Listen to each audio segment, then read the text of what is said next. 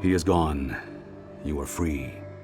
The Spirit Eater cannot persist so close to the wall, not without a mortal form to anchor him. He has fled, back to the realms, and his hunger has fled with him.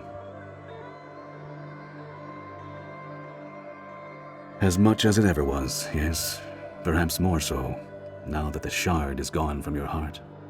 Your decision was a selfish one, perhaps, but most mortals would have done the same in your place.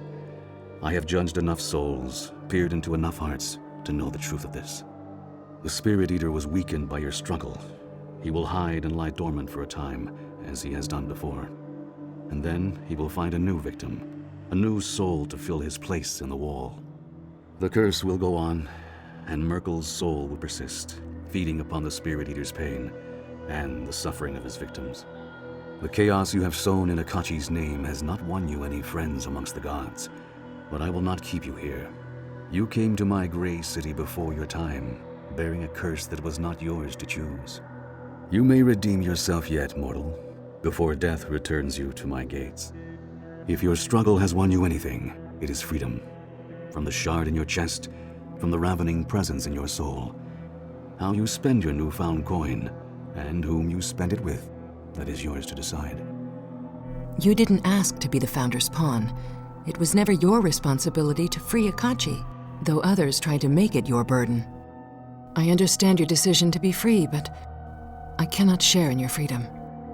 Akachi freed the Founder's soul, my soul, from the wall. I owe him my existence. I must return to Thaymount and continue my mother's work. Forgive me, my love. I kept my promise to help you. Now I must keep my promise to free Akachi from his curse. I knew you would, though I suppose I wish you didn't. Every day I will wake with the hope of completing my work and returning to you. Farewell for now, my love. Enjoy your second chance at life. Then I am no longer needed here. I shall depart as you continue on. Strangely enough, I find that I have come to miss Rashomon in my journey here, and am anxious to return. We have done more than I dared hope. You have reversed the act of a god. The crusade, your crusade, is a great victory. It may seem a symbol, but symbols, like Akachi in the first crusade, such symbols lend strength to others. You have shown me beyond a shadow of doubt that this wall can be ended, removed from the plains, and I shall live to see it fall. My realm lies at the center of all things. You cannot remain here, but infinite doors are open to you. Return to the Prime if you like, or set your eyes towards some other plane.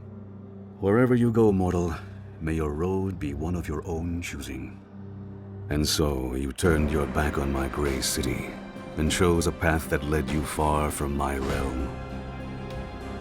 In the long years to come, your name emerged, time and again, in the tales of strife that swirled in your wake. In the umbral dark of the abyss, the steaming battlefields of the Blood War, and all the paths between, new stories arose, following the road that you carved across the plains. The Spirit Eater fled back to Rashomon, finding a new mask and new victims to sate its hunger. In the lands of Rashomon, you were remembered only as the first of a new line of Spirit Eaters who brought terror to the wild places for centuries to come. Sophia returned to the Academy and took Nephris's place as headmistress. Those wizards who had learned of the Founder's hidden sanctum were quietly slain, and the Academy went on as before. When the Founder finally died, her soul passed to Sophia. With it went her knowledge and her sense of purpose. Sophia retreated into the Founder's sanctum, far beneath the earth, growing as ancient and frail as the Founder had been, creating fragments of herself to continue her work. There she labors still, seeking an end to the curse that remains forever unbroken. Gan of Dreams returned to the wilds of Rashomon, wandering for a time as he had before, but he had made his peace with his parents and his past, and his shiftless life felt empty to him now.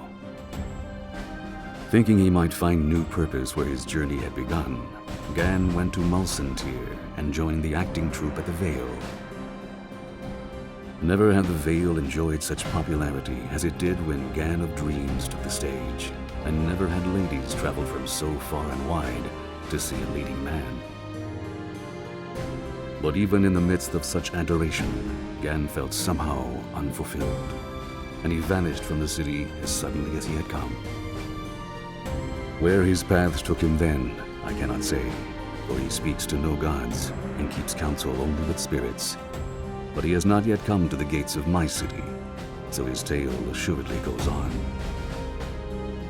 Kaelin the Dove left your company, intent upon continuing her crusade against the Wall. She rallied those who had survived your assault upon the City of Judgment and led them to the Plane of Shadow, where she sought still more allies for a new and greater war. Your success was an undeniable boon to her, where before Kaelin had found only tepid support. Now outcasts of all kinds flocked to her banner. But Kaelin's idealistic nature proved her downfall as ever. She struck a bargain with the demi-lich Ramak, thinking to sway him back to her cause. Instead, Ramak lured Kaelin into a trap, and her party was set upon by demons. Though Kaelin escaped, her siblings did not, and the other members of the menagerie were dragged screaming into the abyss. Defeated at last, Kaelin returned to her grandfather's court a broken woman. It is said that she never spoke again, lest her words lead others to their doom. And what of your fate? In time, you turned your eyes to the paths of shadows that link the known planes with others far removed, and you passed beyond the boundaries of my sight to worlds where the gods do not hold sway. Some believe that you have established an empire there, while others insist that you and your dreaded company were slain to the last. But those who knew you best scoff at any claims of your death. Whether you will remain in distant worlds beyond the reach of the gods, or return to the realms to seek an even greater legacy, that story is yet to be told.